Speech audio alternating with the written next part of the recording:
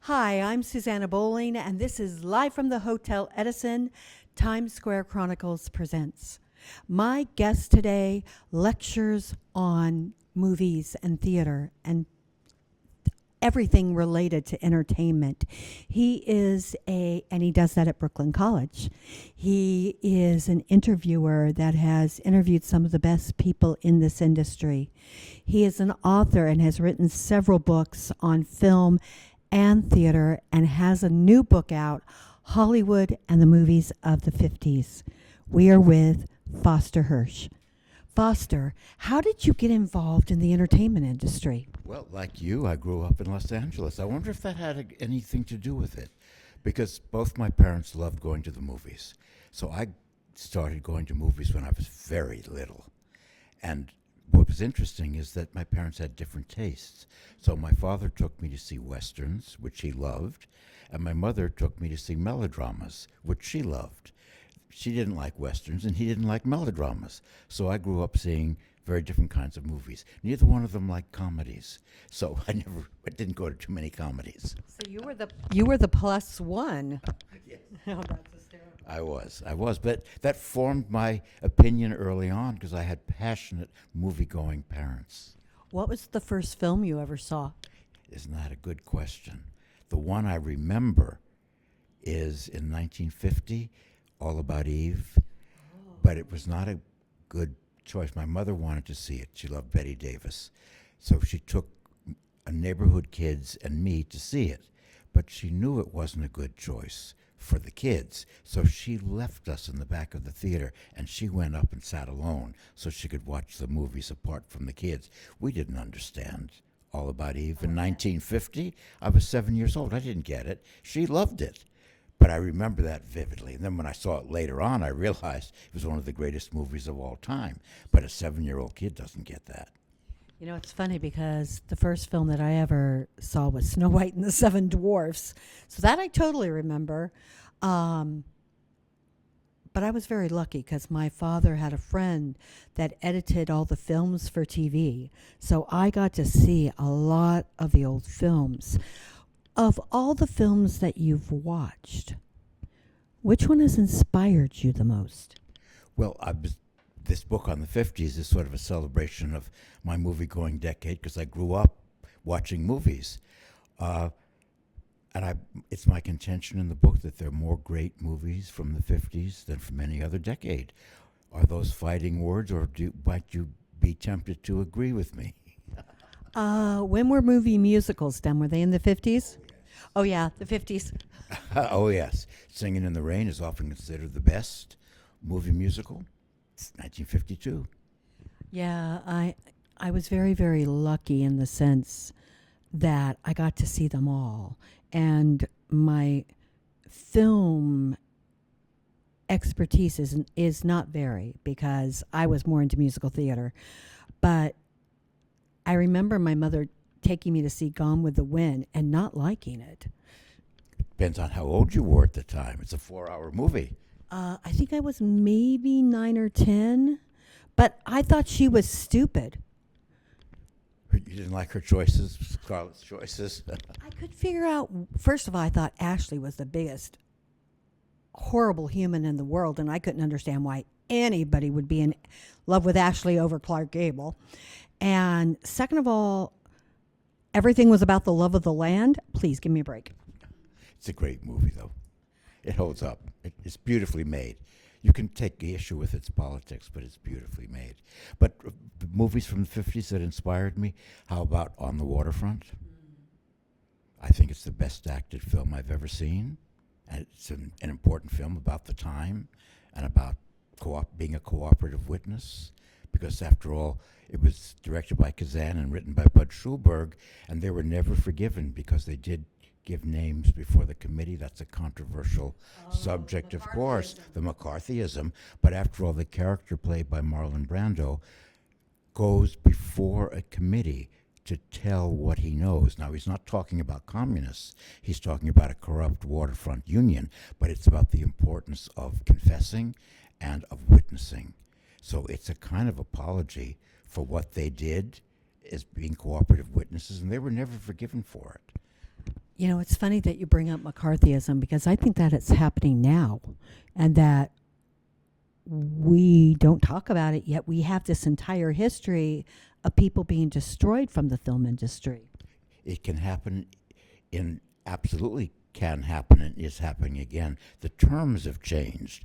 We're not talking about communism, we're talking about other things, but we're talking about intolerance of difference, absolutely a huge polarization. So people with different opinions can't seem to talk to each other anymore. Have you noticed that? Yeah, my question is, how did this ever happen? I mean, it's almost like I went to sleep and it happened the next day. It's been catching up. I'm in the academy, so that it's certainly happened there. With a political monoculture, you think one way, and you can't think out of the box at all.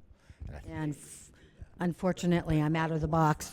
on the waterfront is about that, and it's about somebody who finds himself by speaking out about what he knows, not being secretive, but this is what I see.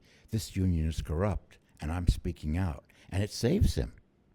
Don't you think that the movies basically were our moral compass of the world? I mean, you have Mr. Smith Goes to Washington and other films. What's my favorite film? I'll think about it in a minute. It'll come to me. But a lot of the films of the 50s were about what you define as McCarthyism, the blacklist period, the House on Un-American Activities Committee investigations of communist infiltration in Hollywood. And a lot of the films are sort of allegories and metaphors about that time when personal freedoms were taken away. For instance, you've seen Invasion of the Body Snatchers, a great film. But the Body Snatchers can be read as Reds infiltrating an American community and taking everybody over. And once they take you over, you have no more individuality. You think like everybody else. We're talking about that now, aren't we? The monoculture. You think like everybody else. I think we're becoming that. Again, because that film exposes conformity. It can be read as small town xenophobia, or it can be read as red menace infiltration. And communists, I grew up, as they say, in the 50s, we were indoctrinated against communism, and we were told that they were going to take us over and that there were communists everywhere, and the film's about that kind of takeover. And if you became a pod, because that's what they became, you had no feelings anymore, you had no religious belief. After all, the communists banned churches and worship. I honestly think that we're there now. Did you ever see the American Theater on Film series? Do you remember rhinoceroses? Of Ionesco rhinoceros. That's what it's about too, isn't it? That's the takeover of the pod people. Everybody became a rhinoceros. I find it so surprising that we have all of this on celluloid, now on video, now on whatever it is called when it gets on the internet, and yet we do not learn. This shocks me to death. It's what we turn into and become all alike, that changes. So you can become, everybody becomes a communist, or everybody becomes a Marxist, or everybody becomes left-wing, or everybody becomes right-wing. The change is different, but the mentality is the same. I'm really seriously waiting for the day that they come and take me because I refuse to conform. You're not a conformist. Not at all. You don't want to be told what to think. No. You want to come to your own. I don't think, in all honesty, I don't think you could even brainwash that into me. I've always been my own person. You know, the 50s were supposed to be so conformist, but you look at a lot of these films that are beneath the surface, subtextually, are really against that kind of conformity and takeover. So there are a lot of films that in a coded way, tell you how dangerous it is to conform. Taking films from the 50s and comparing them to the films today, what would be your response to that? They were better in every way. They were better made. I have a problem, and I tell students this all the time. Today's filmmaking is features a lot of editing. So they're cut, cut, cut, cut, cut. The camera never stops moving. There are almost no long shots. They're all close-ups. Did you see a movie called Oppenheimer? No, and actually, it's a film I really want to see. I love the idea of it. It's a great subject. It's an important subject, but I don't like the film because it does all the things that I rail against. It uses the widescreen in the wrong way. Cut, cut, cut, and nothing but close-ups. After every line of dialogue, there's a cut. You see movies in the 50s, they took their time. There were long shots. There were long takes. People spoke to each other. And if this were being shot the way Oppenheimer was being shot, after every sentence, there'd be a cut to you. You would say word, cut to me, back and forth, back and forth, back and forth. It's so fragmented. It's almost dizzy-making. But that's the filmmaking syntax of the moment. I think it speaks to attention deficit syndrome. You have to energize the audience. You can't assume that the audience is going to stay with you if you don't give them something exciting every half a second. It sounds like you're talking about the Leonard Bernstein movie that I couldn't wait to see because I love Leonard Bernstein, but what that film was, oh, I hated it. But it has that same filmmaking technique, doesn't it? Constantly cutting and changing. Every moment there's a different image. There's no sustained scene in that film. It's all cut, cut, cut, cut, cut, camera movement, camera movement. Not only that, it was like for the ADD impaired. Well, that's what I'm talking about. You look at films from the 50s and the 60s and the Golden Age, and the pacing was different. People had patience then. But after all, in those days, we didn't have all this internet. We didn't have all these visual images assaulting us at every minute. We didn't have our iPhones that we're looking at, addicted to every minute. So our pacing is different. And that different pacing is reflected in the movies. And thank you for saying that. You didn't like Maestro because of the way it was made. And the fact that they got a lot of history wrong. And if you're going to do history, I tend to think you should get it right. Like when they talked about his working on Mass. So wrong. So wrong. I'm a big fan of that show. So I wasn't aware. There wasn't a lot on the career. It was much more on the personal life and the marriage. But it was very flashy in terms of the way it used film language and film technique. Well, it seems we're so obsessed with people's sexuality, and I don't care. I don't want to know. I don't care. It's not mine. So, and I find that film right now is how many ways can we sexualize something? Well, that's a reaction to the production code that had such a tight grip on what you could say or show in the movies in the period that I'm writing about. In the 50s book, there was so much you couldn't say or show. Now you can practically say or show anything, right? Yeah. There are almost no limits. And I'm wondering, this is perhaps dangerous to say, but is a little censorship perhaps good for creativity and artistry? If you can't say everything directly, you have to find interesting routes around it. And so you say things indirectly.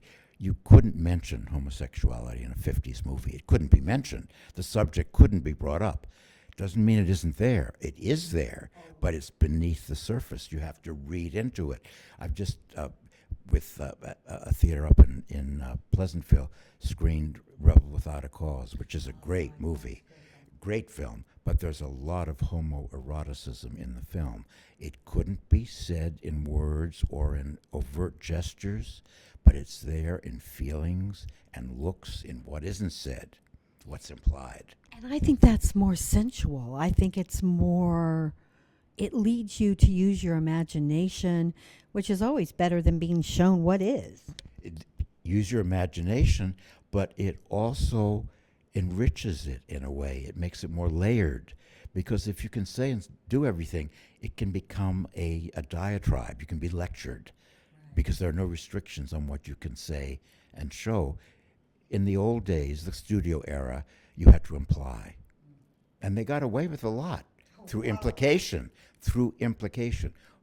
Rebel Without a Cause is a film that's suffused with homoerotic feelings. But none of the reviewers mentioned it. It wasn't talked about. doesn't mean it wasn't there. It was there. Was Ghost and Mrs. Muir, Wuthering Heights, and Jane Eyre in that era? Earlier. I'm a big fan of those three films, but I like romance. I'm hooked on it, I think. Well, I don't know if there were a lot of great romantic films in the 50s. That wasn't. Comedies and romance is not the strong point, but great musicals, great film noir, great science fiction. I'm a fan of the biblical epic. I know people don't like them. I like the ancient world epic. They can be very powerful.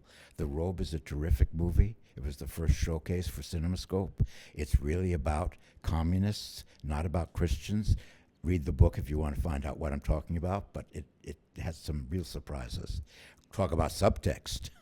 I think that a lot of films have subtext that we either processed and kept it locked in some place in our head, or it hangs around and influences us in how we react. We may get from the film more than we realized on a first viewing. It enters your consciousness even though you may not be directly aware of it, and it stays there. Because the films operate that way. There is so much that they couldn't say, but they do say it. They find ways around the direct and overt. I think a little censorship is good for art. Oh, I agree. I mean, I saw a play years ago that I was like, oh my God, I cannot believe this is here. If I'm going to watch porn, I want to do it in my privacy of my own home, not on a stage with other people. Nowadays you can show and say everything, right? Yeah, I don't want to see it. You, I don't want to see in a group of other people. In the privacy of my own home, sure. But no, I'm not into the communal experience. I think one of the great things about the 50s was, in a sense, the restrictions of the production code. I know that's a very unpopular thing to say, but when the production code was finally overturned, and it had to be because we have to change, we have to allow for more freedoms, we have to grow. Change is unavoidable, but when it was finally abandoned, it doesn't mean that the films automatically became better. Of all the performers in the 50s, which one inspired you the most? I do make a statement in the book that I hope most people will agree with. I do say Marlon Brando is our greatest film actor, certainly the most influential. People like Robert De Niro and Al Pacino, who are great actors, are very much in the tradition of Brando, and they've acknowledged that they learned from him. He set a new standard for being real on screen, and he was an amazingly versatile actor. You think of when he did On the Waterfront. A year later, he played Napoleon in Desiree, a film everybody's supposed to hate. Nobody has seen it. Brando said it was his worst performance. He's terrific in it. It's a brilliant, subversive performance, and he speaks Napoleon with a perfect British or mid-Atlantic accent. No trace of Terry Malloy. I saw it. Oh, you did? Yeah, I told you my dad had a friend that edited all these films, so I saw a lot of films that other people never saw. And it was terrific. I actually liked the film. I think it's a terrific film, a terrific performance. He has a British accent. Well, that may not make much sense, but why not? And he does it beautifully. He has great stature, anger, passion. You can see he's a man of destiny. I wish that the unfortunate actor who played Napoleon in the recent film had seen a little of Brando and studied him, Joaquin Phoenix, who was not right for Napoleon. I love Joaquin as an actor, but not in this production. For that part, no, he doesn't have the voice or the bearing for it. No. You need somebody Like Marlon Brando. No, you know who I'd like to see do it? Danny DeVito. It would be a very interesting choice. Okay, well, I know that's counterintuitive. No, I know that's a very out there statement, but I think DeVito is a better actor than people have given him credit for, and he's never been really given roles that can make him expand. Okay, well, that's interesting. I would certainly be interested in seeing it. I mean, Napoleon is a hard part to play. Right. I mean, that's a real challenge. But the first line of Joaquin Phoenix, when I saw the film, I knew he didn't get it. Your first line of Brando as Napoleon, he has an attack and a point of view. It's such an intelligent performance. He's wonderful, Brando, in a movie called Tea House of the August Moon, in which he plays Sakini, the master of ceremonies. It's not politically correct now because he's in Asian makeup and skin color, so that's not popular now. But it's a brilliant performance. Don't even get me started on that. Because you're an actor. You should be able to play anything. I don't care what you are. If you were the best for the role, the person that was going to bring the most amount of audiences to see something, that I think Tea House of the August Moon needs to be seen. So why are we having a fit over the fact that at that time frame, that's who got it? I don't get it. In that time, actors were presumed, as the point you made, I'm an actor. I can play anything. If you need a murderer for a part, you cast a real life murderer. You cast an actor who can play a murderer. I know that it's not popular to talk in these ways, you don't care if it's not popular. No. But then that was accepted as acceptable casting. To have Brando playing an Asian character. But Brando was exquisite in what he did. And as you said, he was the best film actor of that time. So how do you combat that? Well, you don't see that film played very often now. It's sort of I think people are embarrassed by it, or it's something you can't show. You certainly can't show Laurence Olivier as Othello now. That's a great performance, but he's entirely in blackface, and it is not acceptable now. It would be considered ethnically, racially stereotyping. It's a brilliant transformation, but it absolutely goes against the current mode of thinking. Can't be done. But if somebody is brilliant in their performance, shouldn't that be the standard? That I personally think, no matter what color, no matter what ethnicity, if you are the best choice for that role, you're who I want to see. And if that makes me politically incorrect and wrong in this era, I'm sorry. But what you're saying would not be acceptable now. It could not be done. Yeah. It could not be done. And I think this is sad, because you may have a black person that is so right for a role, and now it's accepted for that. But if you go and do it in another production, now you have to stick to that code. And I don't get this anymore. I don't. Again, I'm always going to stick to this. Talent should win over. I don't care who you are. Actors can play a variety of roles. They don't have to be limited to playing who they are in the real world. But isn't that what an actor is? You're supposed to be playing XYZ. You're supposed to find that in yourself in that. So, I mean, I honestly wouldn't care who I saw as long as they're the best choice for the role. No, that's a good point, but you're bucking up against the orthodoxies of political correctness. I do mention that in the book. In the book, I try to look at the films from the 50s, the way they were received then. When Brando was playing an Asian character in Tea House, it was not meant to be an insult to Asian actors. It was not meant to be an insult to Asian culture or an outrage or an affront, but it was standard casting for that time. He was a huge star, so they were going to cast him and not an Asian actor that the audiences hadn't heard of. One can argue with that, but I did try to say that's how it was done then, and I think we have to accept it on its own terms. We can now, from our vantage point, look back and say, well, from where we are now, that's really not quite acceptable. I mean, I try to have it both ways. But it already happened. Do you know what I mean? A prime example is The Good Earth, which is one of the best films I think has ever been done, and yet We don't watch that either because, oh, God forbid we did that again. Louise Reiner gives a great performance, Academy Award, but it's really sort of not acceptable now because she wasn't Asian. She was a Viennese woman. But she was brilliant. I thought it was a great performance. Brave, touching, moving, deeply moving. Not acceptable in today's culture. So sad that we have to. Or Susanna, not acceptable without an explanation or a context being given. You don't like that either?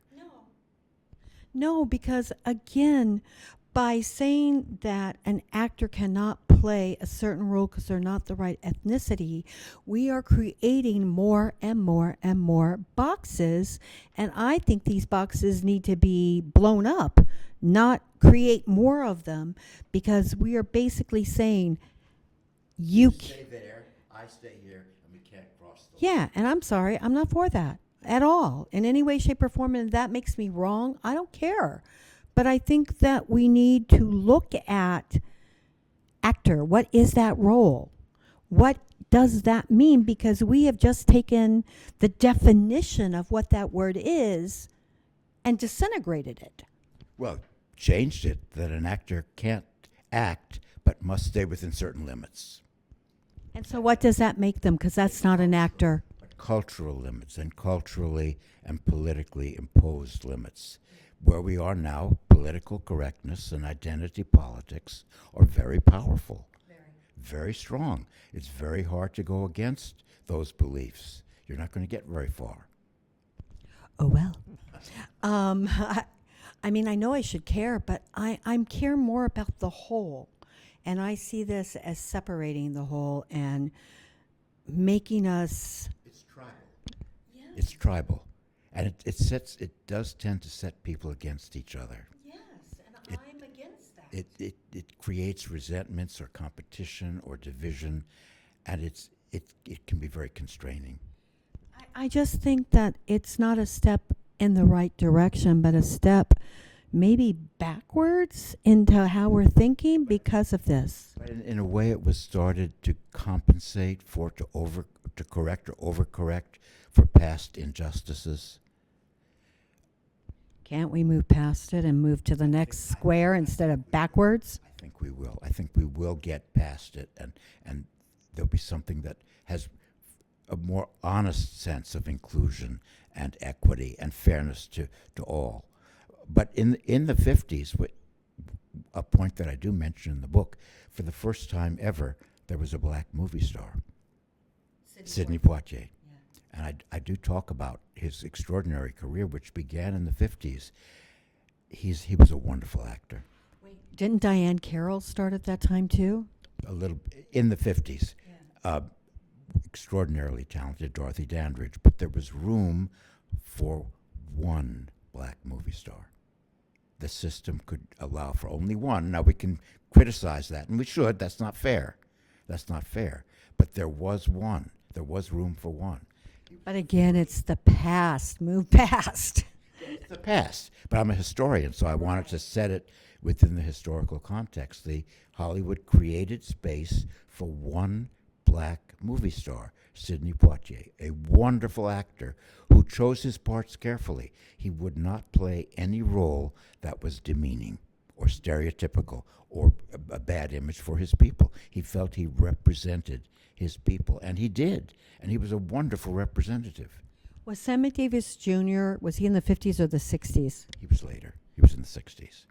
There was a very good actor from the 50s, from the late 40s, named James Edwards. Oh, yes. Do you know that name? Uh-huh. You do. Terrific. Handsome, had every ability to become a big movie star. He played supporting roles. The system had room then for only one black actor at the top. Not fair, but as you say, you can't rewrite history. It happened. It did. And it happened. You have to move on from that. You have to take the gems and the gleams of what was there and then move past it. And the problem is I don't see us moving past. I see us kind of like stuck in a crack somewhere. Well, we are so conscious of race and racial divisions and historical marginalization. It's hard to move past it when we're very busy correcting mistakes. But I think that we will evolve into something that's fair to all. Let's hope so. That is, after all, what we like to think of ourselves as Americans. I think one of my problems with this is that when I see people, you would think I would see this, but I don't. I see a person. I see your aura. I see who you are. But honestly, until people tell me, I don't know if you're handsome. I don't know if you're not. I don't know if you're a girl or a guy normally. I don't know what your gender or sexuality is. And honestly, I don't want to know it. I just see a person. So Very caught up in that kind of definition now. And that becomes the Academy, as I hope this doesn't happen, but the Academy has said for a Best Picture to be considered for a Best Picture, your movie has to have in a central role a person of color, a trans person, or a disabled person. To be considered for Best Picture, I think that's going to be challenged from within or going to be addressed to make it less stringent. But that's a kind of true censorship of the artist, isn't it? It's saying you have to tell this story and not that story. You have to conform to this pattern and not that. It's very inhibiting and intimidating, I think. And that's my problem with it. There was an amazing show this year that should have gotten way more honors than it did, How to Dance in Ohio, where everyone in the cast was autistic and was their first time on stage. And they were wonderful. But what made it so wonderful was they were themselves, not having to play surprise me. And they came out and told you way prior to their ever performing, which I thought was genius. I didn't see it, but I heard wonderful things about it. I didn't see it. I was so impressed by them, and I hope that they go on and do more because it was thrilling, and it was more thrilling to say, don't make me guess, are you acting this or are you this? And that sounds kind of crazy because you're an actor. Again, you should be able to play everything. But I wanted to support them because of it, and I was thrilled. And how do you feel about current movies? Telling me that I have to like somebody because you've put box X, Y, and Z in it doesn't make me like them. As a matter of fact, seeing movies right now, unless they're on Netflix or Amazon Prime, I don't even go because I don't care anymore. I do not like being manipulated. I do not like being told how I'm supposed to think. Show it to me and let me come up with my own decisions. So I've actually stopped going to the movies unless it's on those things where I can turn it off if I don't like it. I think a lot of people are in that condition. In the book, I said that the 1950s were, the most turbulent period in Hollywood history because of the threat of television, and the audience was declining and profits were declining, and it was a turbulent period. But it has been surpassed in terms of turbulence by the current moment. I mean, the pandemic and the post-pandemic, this has created an unbelievable challenges for the film industry. Is there going to be theatrical exhibition anymore? Are people going to go out to theaters, or are they going to stream everything? So the movie industry is in more of a crisis now than it ever has been. It'll take another historian to write the current story, and it's a scary story. But I feel until this moment, the 50s was the most turbulent and tumultuous period. The industry was facing perhaps extinction. They rose to the challenge, and I think they made some of the greatest movies ever in that difficult time. I think one of the things that I do like about the films that I have seen, and the films in the 50s, the 60s, and the 70s that I do like, is that we're being told what's going on in a very subversive way. I love sci-fi. Like, sci-fi is my favorite because people see it as sci-fi I don't. I see it as realism, and they're telling me what I want to know. So I'm a big fan of all that. You know that there were no science fiction films before the 50s? No. The 50s was the birth of the American science fiction film, and there were masterpieces. Invasion of the Body Snatchers. It came from outer space. When Worlds Collide. Them. The Incredible Shrinking Man. The Thing. These are terrific movies, and they're all allegories. They're all symbolic of what's really going on in the culture. Which is why I love them. It's like you have to be a thinking person to figure a lot of it out. But like all the Captain America things and all of those things are insightful. Very much so. A 1954 science fiction thriller called Them, about giant ants, is at the same time an anti-communist allegory and a misogynist statement about fear of strong women, and an anti-nuclear experiment allegory, because the ants were created through atomic energy explosion and experiment. So it covers all the bases of what was going on culturally and politically in America at the time, but it does so through science fiction. I get into trouble because when we have to say they, them, all I can think of is those films. So I'm like, am I supposed to think of this as an alien? Because that's where my brain goes. And them, which now, yes, but that them now refers to gender fluidity. But in the 1954, it was about giant ants who were created by an atomic explosion. And even though I'm a 60s person, or 60s baby, those terminologies have stuck in my head from the 50s, so I have a really hard time every time I see this, because honestly I see those films whenever they tell me to say they and them, and I don't think that's what I'm supposed to be doing. You shouldn't be thinking of giant ants, but that's a very famous film called Them! Exclamation point. But more importantly, body snatchers and pod people, this is where my brain goes. So I need that guidebook for dummies, but no one's done one yet. But science fiction thrived in the 50s. You love musicals. I do. And there were more great movie musicals in the 50s than any other decade. American in Paris, Gigi, which I showed to students recently. I knew they'd hate it. I said, you're going to hate it. They did. Why did they hate it? They thought it was about pedophilia. Thank heaven for little girls was grooming. Okay, A, he was hot. B, he was rich. C, she grows up into this person. And she already had the hots for him. What is the problem here? And he marries her. He takes her away from being a courtesan. He marries her. He gives her respectability. The students hated it. I knew they would, but I think it's a brilliant film. And I think this is insane, because you're being given all the things that the Gen X, is that what they are now?